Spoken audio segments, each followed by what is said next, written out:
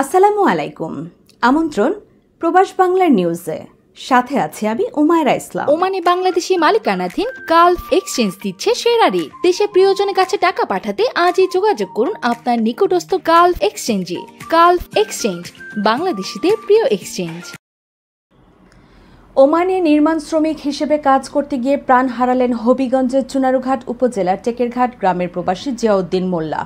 গত 15 সেপ্টেম্বর কাজের সময় দ্বিতীয় তলার ছাদ থেকে পড়ে তিনি গুরুতর আহত হন। পরে নিজওয়া সরকারি হাসপাতালে ভর্তি করা হলেও রোববার 21 সেপ্টেম্বর রাত 10:15 আইসিইউতে চিকিৎসাধীন অবস্থায় তার মৃত্যু হয়। ওমানের স্বাস্থ্য মন্ত্রণালয় দেশটির সকল নাগরিক ও প্রবাসীদের স্বাস্থ্যসেবা কেন্দ্রগুলোতে তাদের ব্যক্তিগত তথ্য হালনাগাদ করার জন্য জরুরিভাবে আহ্বান জানিয়েছে। মঙ্গলবার 23 সেপ্টেম্বর প্রকাশিত এক বিজ্ঞপ্তিতে এই নির্দেশনা দেওয়া হয়। এই উদ্যোগটি ওমানের জাতীয় ডিজিটাল রূপান্তর কৌশলের অংশ হিসেবে নেওয়া হয়েছে।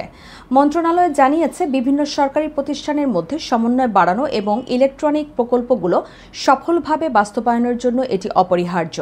এখন থেকে যে কোনো স্বাস্থ্যসেবা প্রতিষ্ঠানে গেলে রোগীদের তাদের সিভিল আইডি নম্বর এবং যোগাযোগের তথ্য সহ অন্যান্য ব্যক্তিগত বিবরণী আপডেট করতে অনুরোধ করা হয়েছে।